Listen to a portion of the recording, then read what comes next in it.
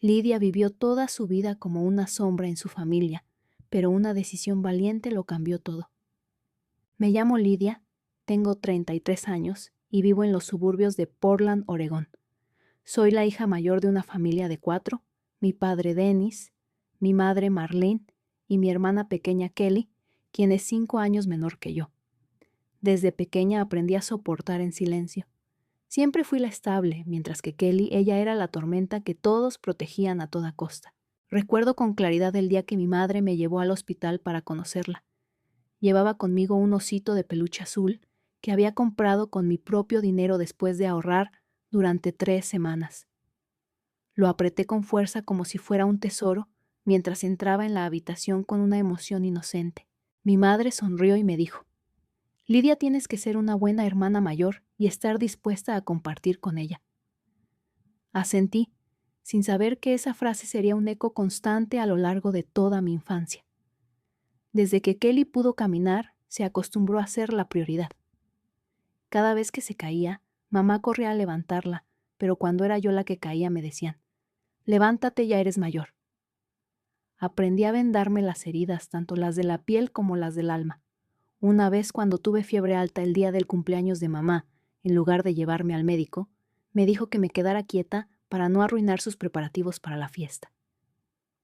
Cuando Kelly solo tenía un leve resfriado, toda la casa entraba en pánico y la llevaban a una clínica privada a más de 20 kilómetros de distancia. Cuando comencé primero de primaria, me esforzaba por sobresalir, no porque me presionaran, sino porque creía que si lo hacía bien, mis padres estarían orgullosos de mí. Vi cómo sonreían cuando Kelly bailaba descoordinada en su recital de preescolar. Pero no fue en mí así. Cuando llevé a casa un examen perfecto, papá dijo: es que ella es así. Pero cuando Kelly sacó un B, mamá le organizó una fiesta con pastel y velas diciendo: porque lo intentaste con todo tu corazón. A medida que pasaban los años, dejé de esperar elogios. Hacía mi trabajo sola, me unía al club de debate y ayudaba a mamá a cocinar todos los fines de semana. Kelly, por su parte, estaba siempre ausente porque no encajaba en la escuela. Un día, la tutora de su clase llamó a mamá para decirle que Kelly había faltado a clases para ir de compras. Escuché la conversación. En lugar de disciplinarla, mamá suspiró y le dio una nueva tarjeta de crédito para que no tuviera que pedir prestado a sus amigas. Yo solía pensar que podría ganar el amor de mis padres si seguía intentando. Pero cuando perdí la única beca para una escuela privada, papá me dijo: está bien, siempre queda la escuela pública. Cuando Kelly reprobó 2 materias en la preparatoria, mamá la llevó a terapia, le compró libros de autoayuda, contrató tutores y culpó a la presión social por robarle la inocencia. Nunca culpé a Kelly, al menos no al principio. Pensaba que simplemente era una víctima de ser consentida. Pero a medida que fui creciendo, me di cuenta de que Kelly había aprendido de manera instintiva a manipular a todos a su alrededor. Y lo peor, mis padres lo permitían como si fuera lo más natural del mundo. Una noche, cuando tenía 17 años, Kelly rompió el jarrón antiguo de mi abuela y me culpó a mí. Mi madre me miró con desconfianza y me preguntó: Lidia, ¿tienes celos de tu hermana? Me quedé paralizada, no porque la acusación fuera falsa, sino por su mirada. Esos ojos que nunca me habían mirado con confianza ni una sola vez. Pasé toda mi juventud en una casa donde tenía que guardar silencio para mantener la paz. Pero en ese silencio comencé a entender algo. Yo no era la hija de mis padres de la misma manera que Kelly. Yo era la base estable sobre la que se apoyaban cada vez que el mundo de Kelly se desmoronaba. Era el pilar, el plan de respaldo, la que debía permanecer en pie mientras los demás se desmoronaban. Y aún no sé cuándo dejaré de ser solo una sombra en mi propia familia. Conocí a Mason cuando tenía 24 años en un seminario financiero en Denver, donde acababa de comenzar a trabajar como analista de crédito. Él era el coordinador técnico del evento ingenioso gracioso y con una habilidad especial para hacer sentir a todos a su alrededor que eran importantes. En ese momento yo aún era lo suficientemente ingenua como para no saber distinguir entre el interés genuino y las habilidades sociales pulidas. Nos comprometimos después de menos de 8 meses de relación. Mi madre una vez me dijo: Hombres como Mason no aparecen todos los días. Deberías aferrarte a él. No esperaba que ella, la mujer que siempre predicó la independencia, fuera la que me animara a apresurarme a casarme, pero lo entendí. En sus ojos casarme era el paso hacia la estabilidad que ella había estado esperando. En ese entonces, Kelly seguía sin empleo, viviendo con su cuarto novio en menos de 2 años. Tuvimos una boda pequeña en el lago Tahoe, con unas 40 personas, amigos cercanos, compañeros de trabajo y algunos familiares. Kelly llegó más de 2 horas tarde, vestida con un vestido blanco, sin tirantes, borracha, y bromeando diciendo que ella era la verdadera novia. Nadie rió, pero mi madre aún la defendió. Solo está tratando de divertirse un poco. 1 año después me quedé embarazada. La noticia llegó la misma semana en que me promovieron a líder del equipo de análisis de crédito senior. Mason parecía feliz, aunque podía notar que estaba nervioso. «No estoy listo para ser papá», me dijo, mientras colocaba suavemente mi mano sobre mi vientre, sonriendo ante la primera ecografía borrosa. «Lo resolveremos juntos». «Yo tampoco estoy lista», le respondí. «Pero tenemos el uno al otro». Estaba equivocada. A los 6 meses de embarazo, mientras aprovechaba mi descanso para reorganizar la oficina y convertirla en una guardería, Mason llegó a casa con una actitud extraña. Colocó su teléfono sobre la mesa desbloqueado y un mensaje apareció en la pantalla. «Él no sabe nada. Te prometo que se lo diré después de que nazca el bebé». El remitente era un nombre que nunca había visto antes. Tasha. Abrí el chat con calma y vi que llevaban 3 meses escribiéndose. Se llamaban Alma Gemela y había fotos de ellos esquiando en Aspen. El mismo fin de semana en el que yo tuve que cancelar nuestro viaje debido a dolor en la espalda por el embarazo. No grité, no lloré. Me quedé congelada como si hubiera salido de la realidad. Cuando Mason me vio sosteniendo su teléfono, no intentó dar excusas. Simplemente susurró: «No sabía cómo decírtelo, pero no creo que puedas seguir fingiendo». Asentí. Esa misma noche hice las maletas y me fui de nuestro apartamento en el centro, alquilando un pequeño estudio a 10 minutos caminando de mi oficina. Mason no intentó detenerme. Ni siquiera me preguntó dónde planeaba dar a luz. Tuve a mi hijo Noah en una mañana de febrero. La nieve caía pesadamente, pero mi corazón estaba más frío que el clima exterior. Nadie esperaba fuera de la sala de partos. Mi madre estaba ocupada cuidando a Kelly, quien acababa de fracasar en otro curso de arte en línea. Mi padre dijo que no se sentía cómodo en los hospitales. Mason no apareció. Llamé a mi hijo Noah porque para mí era un nuevo comienzo después del diluvio. Los primeros 3 años fueron los más difíciles de mi vida. Aprendí a dormir con un ojo abierto, a quedarme trabajando hasta tarde, cuando Noah dormía, e incluso a servir mesas los fines de semana en un café para ganar algo de dinero extra. No pedía ayuda a nadie, ni dinero, ni favores, ni compasión. Simplemente hacía lo que tenía que hacer porque sabía que si no reconstruía mi vida, nadie lo haría por mí. Cuando Noah cumplió 3 años, me ofrecieron un puesto de supervisora regional en la sucursal de nuestra empresa en Seattle, con un aumento salarial del 40%. Acepté de inmediato. Alquilé una casa de 2 dormitorios en Ballard, tranquila, rodeada de verde y cerca de una buena escuela infantil. Por primera vez sentí que no solo estaba sobreviviendo, sino viviendo con propósito. A pesar de todo, seguí en contacto con mis padres, principalmente para que Noah pudiera tener abuelos como los demás niños. Pero cada visita a casa era como tragar vidrio. Kelly seguía viviendo con ellos sin trabajo, siempre exhausta por la presión social. Mi madre repetía la misma frase una y otra vez: «Tu hermana necesita comprensión». Mientras tanto, yo era la que traía el postre, limpiaba la mesa y llevaba a toda la familia al supermercado en cada festividad. Mi padre sufrió un pequeño derrame cerebral el verano en que Lidia cumplió 30 años. Fue la primera vez desde que me fui de casa que tuve que regresar a Arizona, no como la hija obediente, sino como madre, una mujer independiente que había aprendido a sobrevivir sin necesitar ser rescatada. El señor Dennis fue diagnosticado con estenosis de la arteria coronaria y tuvo que dejar de trabajar inmediatamente. Mientras tanto, mi madre seguía trabajando a medio tiempo como cajera en el Safeway, local, ganando lo justo para mantener las cosas funcionando. Al principio, solo pensaba ayudar una vez. Después de que mi madre susurrara por teléfono que el seguro no cubría la nueva medicación de mi padre, envié $2,000 inmediatamente sin hacer preguntas.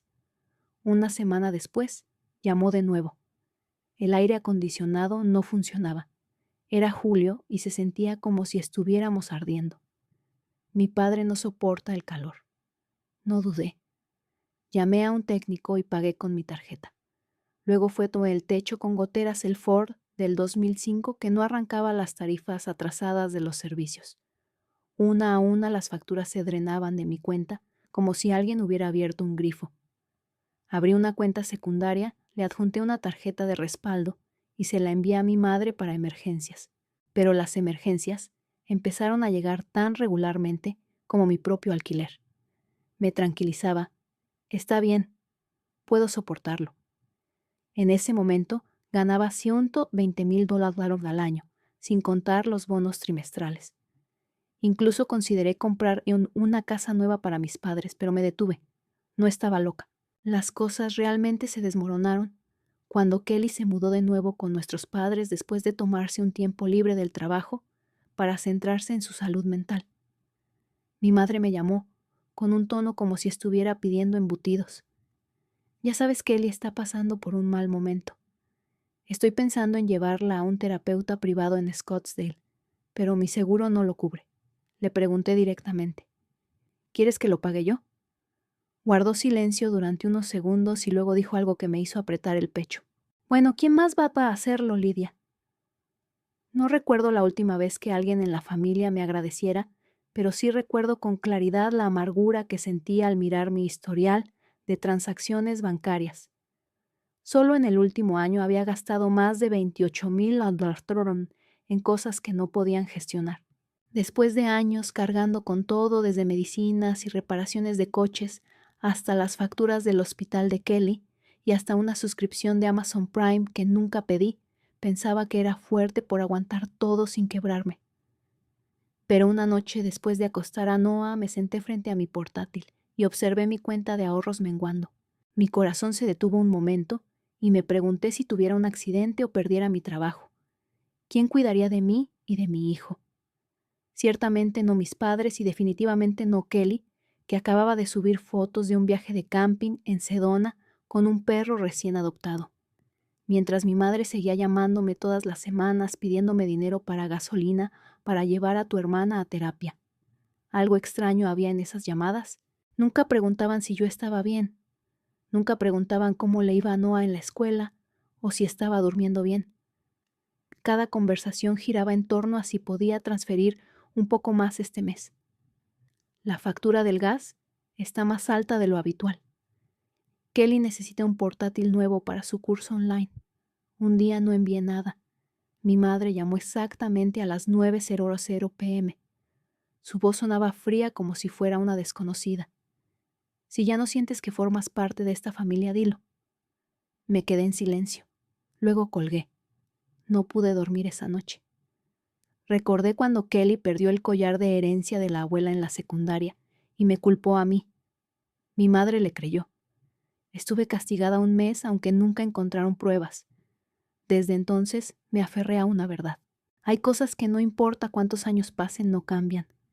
Empecé una hoja de cálculo anotando cada apoyo que había dado en los últimos 5 años, casi $130,000, sin contar los costos indirectos como oportunidades de inversión perdidas. La casa que perdí, por no tener el pago inicial, o simplemente no poder decir no en los viajes de verano, porque mamá y papá necesitaban ayuda primero. Miré esos números como si estuviera mirando a una desconocida, a una mujer tonta, que sacrificó su juventud para cargar con personas que nunca intentaron mantenerse en pie por sí mismas.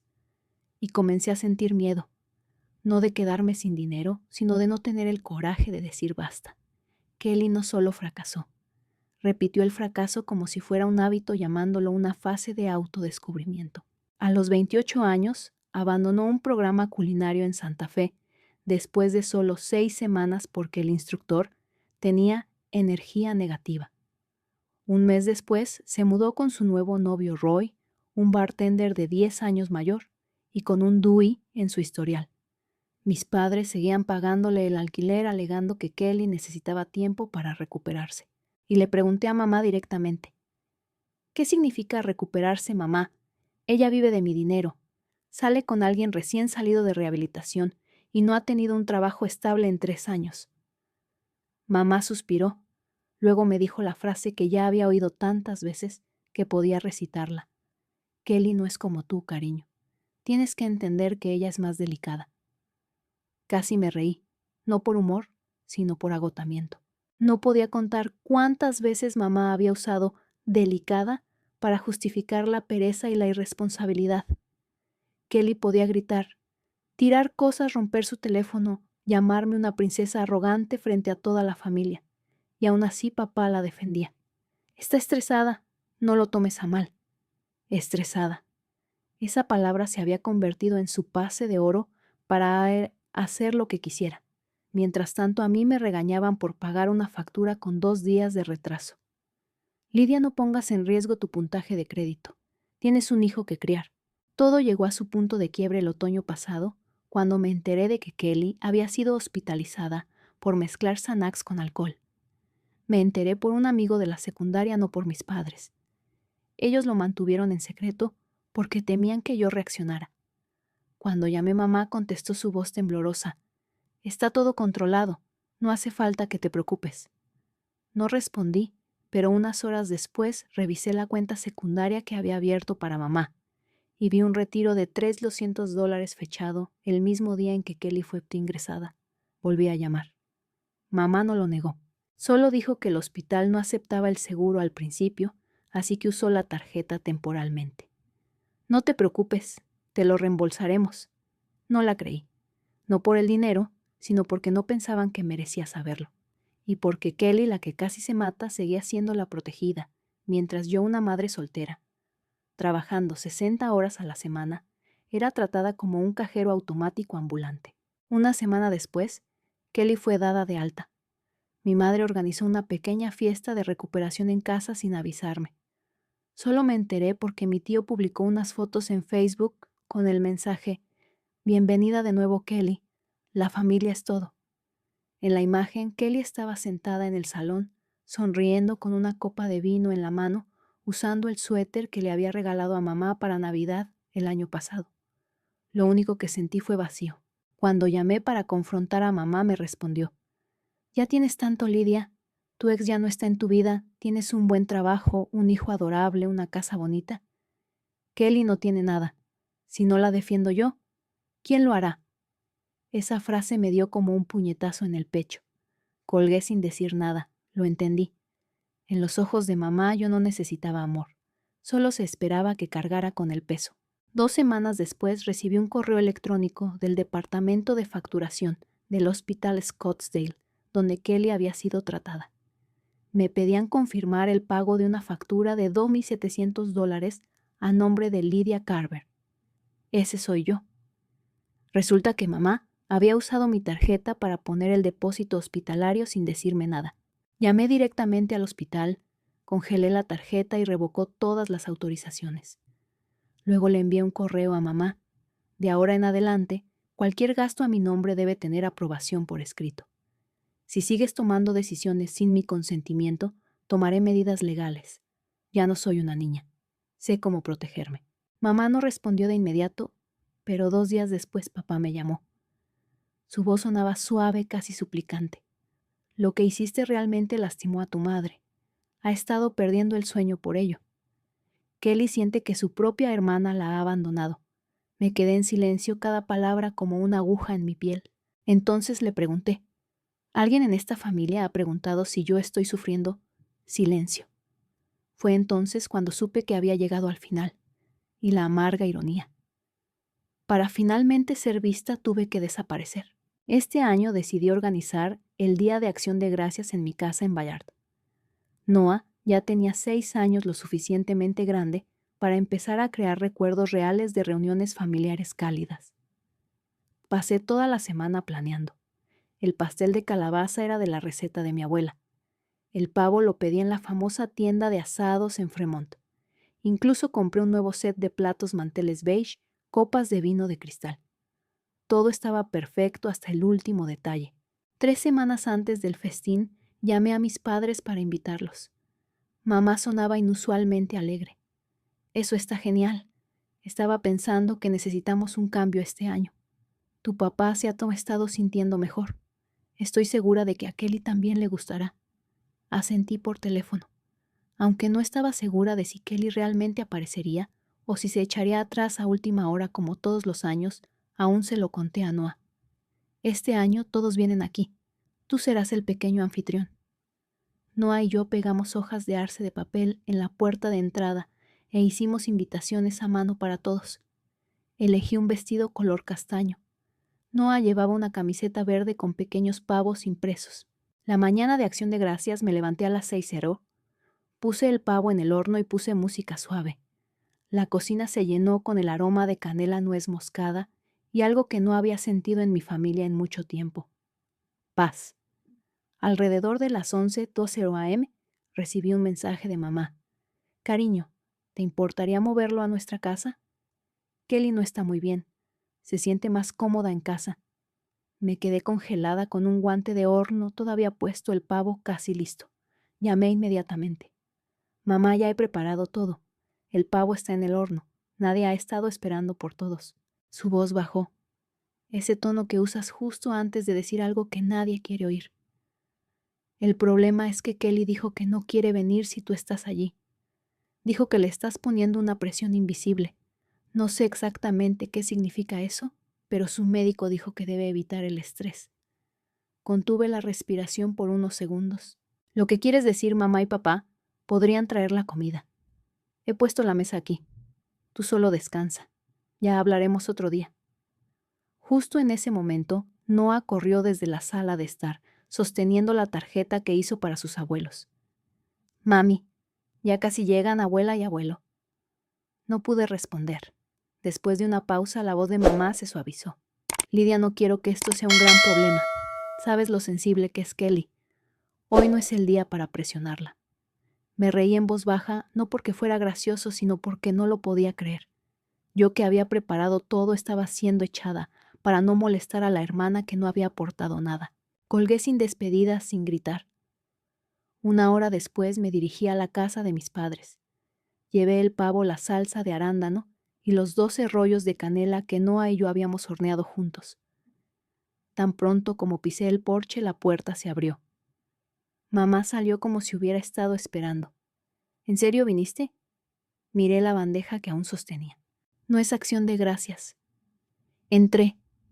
El aire se sentía denso. Kelly estaba en la sala con una expresión petrificada, en silencio. Cuando me vio hizo una mueca. Pensé que sabías cómo mantenerte alejada. Mamá dijo que te quedarías en casa. Dejé la bandeja sobre la mesa. Nunca prometí eso. Kelly se levantó. No voy a sentarme en una mesa con una hipócrita de 2 caras. Mamá corrió entre nosotras tratando de difundir la tensión. Kelly, no hoy. Luego se giró hacia mí tirando ligeramente de mi manga. Lidia, si no te importa, tal vez tú y Noah pueden comer por separado hoy. Te traeré tu porción más tarde. No podía creer lo que estaba escuchando. ¿Me estás diciendo que me vaya después de que preparé toda esta comida? Papá finalmente habló desde la otra habitación. Lidia, nadie te está echando, pero hoy tal vez debería ser un poco flexible.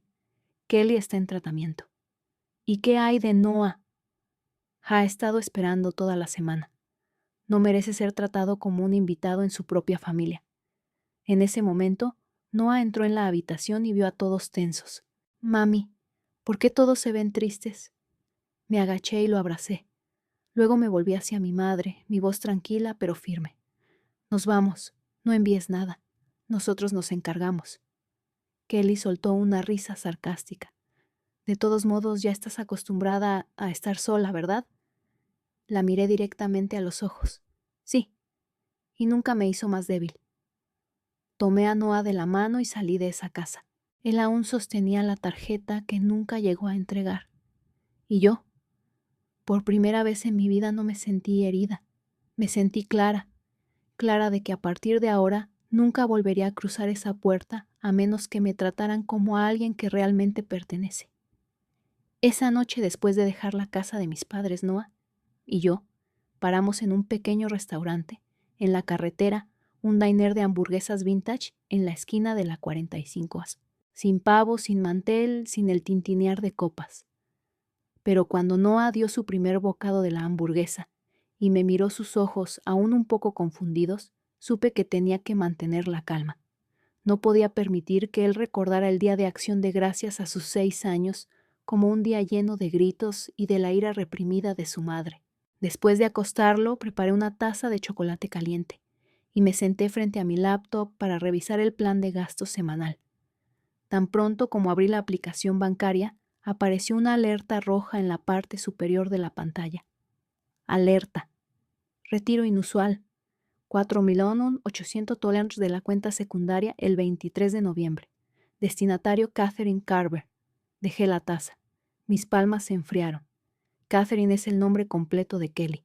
Justo después de que me empujaron fuera de la cena de Acción de Gracias, para evitar estresar a Kelly, mi madre retiró casi $5,000 de la cuenta que había establecido para ella. Esa cuenta, que claramente había dicho que solo sería para emergencias como necesidades médicas de papá o reparaciones en la casa. Ninguna advertencia, ningún mensaje, ningún permiso. Revisé los detalles de la transacción. Los fondos habían sido transferidos a una cuenta vinculada en otro banco, también bajo el nombre de Catherine Carver. A las 2:14 p.m., justo después de que Noah y yo dejamos su casa. Tomé el teléfono y le envié un mensaje a mamá. Mamá, ¿transferiste $4,800 hoy desde la cuenta secundaria a Kelly? Unos minutos después respondió. Kelly tenía problemas con su antiguo arrendador. Estaban amenazando con demandarla. No quería que empeorara. Mis dedos temblaron mientras escribía. ¿Y pensaste que eso era una buena razón para retirar mi dinero sin pedírmelo? El siguiente mensaje llegó más tarde. Pensaba decírtelo después, pero últimamente has estado tan tensa que no quería añadir más. Solté una risa amarga. No quería preocuparme, pero ella se llevó mi dinero el mismo día en que me echó de su casa, todo para proteger a mi hermana de incomodidades emocionales. Abrí el correo del banco y descargué el historial completo de transacciones desde enero. El archivo se cargó rápidamente. El total del apoyo financiero para mis padres y Kelly, de enero a noviembre, superaba los $37,000, sin contar la transferencia de hoy. Miré esa cifra como si fuera una herida abierta. Me habían convertido en su fuente de dinero por defecto. Cada vez que necesitaban algo, recurrían a mí sin ni siquiera avisar. Y aún así, les contaban a los familiares que eran ellos los que se sacrificaban por Kelly, que todos sacrificábamos algo por la familia. No nos sacrificaron nada. Yo era la única pagando el precio. Envié otro correo a mi madre con un asunto claro sobre la transacción del 23 de noviembre. En él escribí: con efecto inmediato, ya no tienen permiso para acceder a ninguna cuenta a mi nombre. Todos los gastos futuros, sin importar cuán urgentes sean, requerirán aprobación por escrito.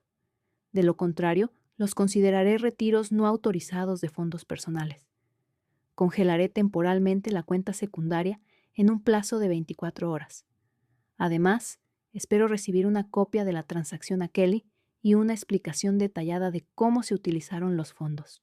Después de enviar el correo, transferí los fondos restantes a una cuenta privada. Luego llamé al banco y desactivé permanentemente la tarjeta secundaria. A la mañana siguiente mi madre me llamó. No respondí.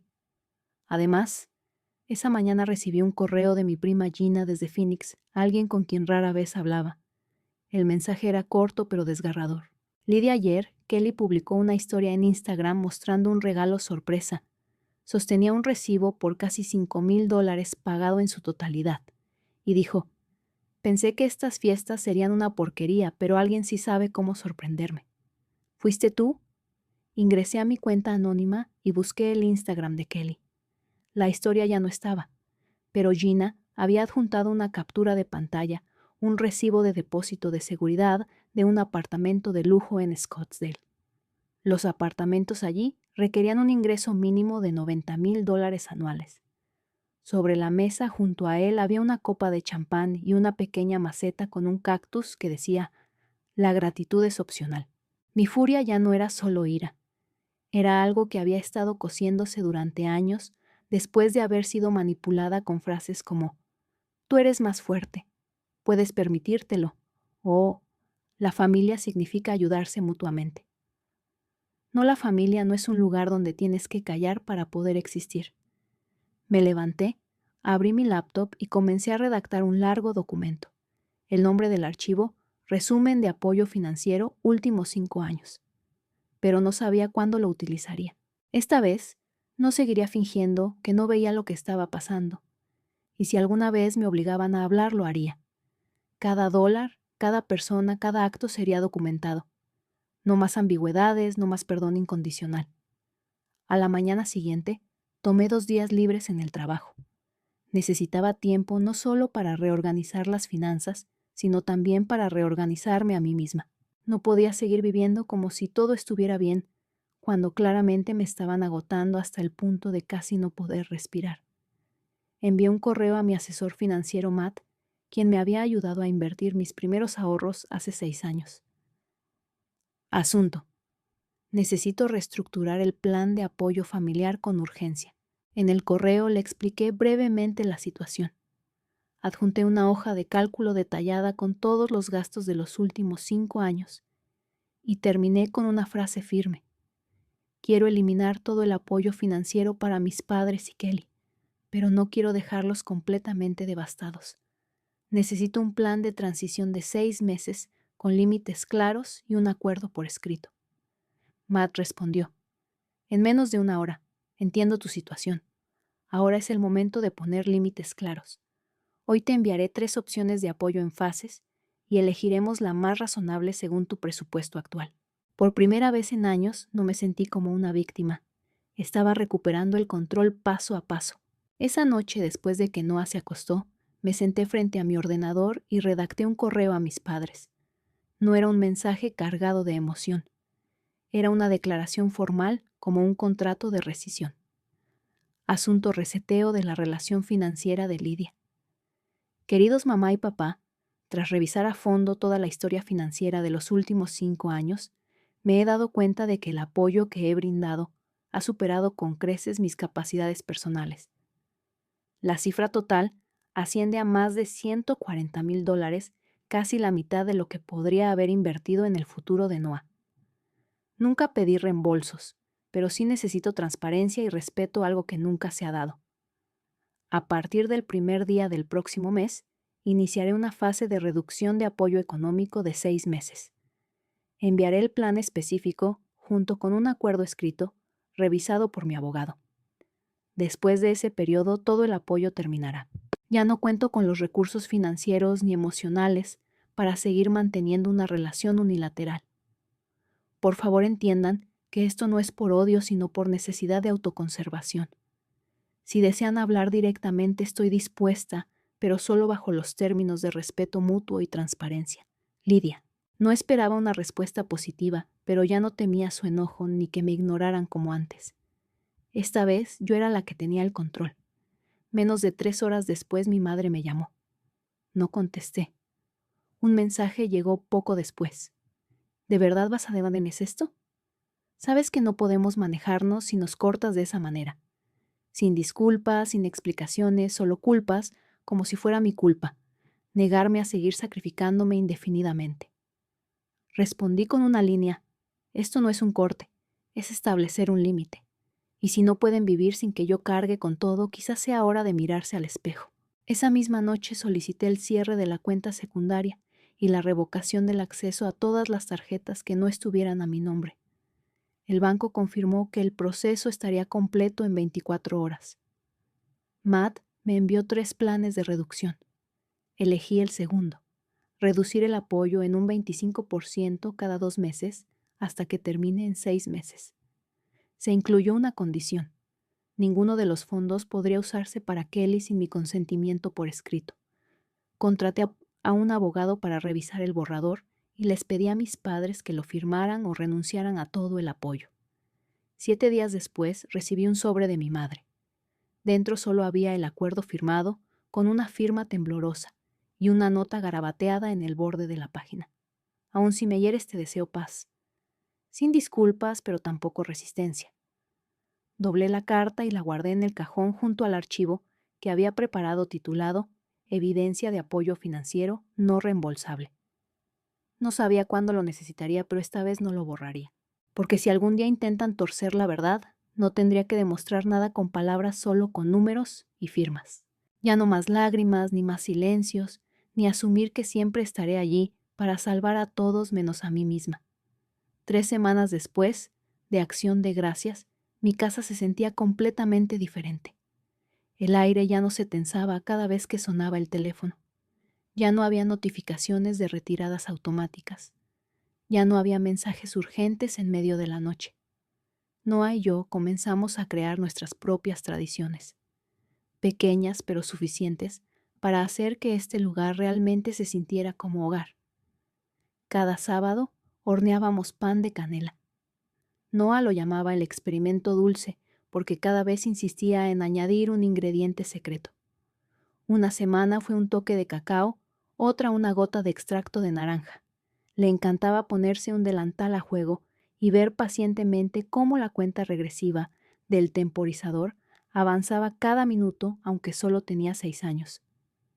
También comencé a llevar a Noah al Gasworks Park todos los domingos. Él montaba su patinete, yo llevaba un libro, y a veces solo me sentaba allí, observando cómo la ciudad se reflejaba en el agua. Durante años sentí que me ahogaba atrapada bajo el peso de las expectativas ajenas, las presiones invisibles que otros me imponían. Pero todo cambió una tarde cuando fui a recoger a Noah al colegio y me encontré con Olivia, una amiga de la universidad, que ahora trabajaba como diseñadora de interiores freelance. Habíamos cursado juntas microeconomía, pero nos perdimos de vista cuando me mudé a Denver. Resulta que ella vivía a solo unas cuadras de mi casa, recientemente divorciada, y tenía una hija llamada Harper, que tenía la misma edad que Noah. Al principio, nuestros encuentros fueron formales, pero pronto se convirtieron en cafés matutinos, llamadas telefónicas, hasta la medianoche y tardes de domingo, con 2 niños correteando por la cocina, mientras nosotras horneábamos y compartíamos nuestras historias de vida. Olivia nunca juzgó, nunca me preguntó por qué no ayudaba un poco más a mi hermana. No se rió cuando hablé de los límites que había comenzado a establecer. Simplemente me dijo, poner límites es lo más difícil, pero también lo más necesario para una mujer que alguna vez amó incondicionalmente. También comencé terapia. Parte de mí quería controlar esa rabia que llevaba dentro, algo que creía ya estaba apagado, pero en realidad solo esperaba el momento perfecto para estallar. Mi terapeuta, la señora Randall, era suave en sus palabras, pero cada frase suya trazaba un camino claro a través del laberinto en el que había vivido durante 30 años. A veces, lidia la familia no son las personas a las que tienes que perdonar, son aquellas de las que tienes que mantener una distancia saludable. Yo solía pensar que la distancia significaba egoísmo. Ahora comprendía que era un acto de amabilidad hacia mí misma. Respecto a mi familia, no los corté por completo. Mis padres seguían enviándome mensajes, aunque menos frecuentes y más cautelosos. Generalmente eran actualizaciones sobre la salud de mi padre o preguntas simples como ¿cómo está Noah este semestre? Respondía con respuestas breves y educadas, sin ira, sin reproches, pero sin cruzar los límites. Lo que más me sorprendió fue Kelly. Una noche de viernes recibí un correo de ella. Asunto: ¿tienes un momento para leer esto? En el mensaje, Kelly me contaba que acababa de terminar un programa de rehabilitación y terapia de 8 semanas impulsada por su nuevo novio. No había culpas ni quejas. Simplemente compartía que había releído algunos de nuestros viejos mensajes, incluidos los hirientes que ella me había enviado, y se sentía avergonzada. No te pido perdón, escribió, pero espero poder reaprender cómo ser adulta sin pisotear a los demás. No respondí de inmediato, pero tampoco lo borré, y no la bloqueé otra vez. Esta Navidad no organicé fiesta. No. Solo decoré un pequeño árbol en la esquina con luces y campanitas de papel hechas a mano. Junto a Noah hicimos una lista titulada Cosas que me hicieron feliz este año. La primera cosa que escribió Noah fue: mamá se quedó en casa conmigo. Al leer eso, las lágrimas volvieron a brotar, pero esta vez no era tristeza.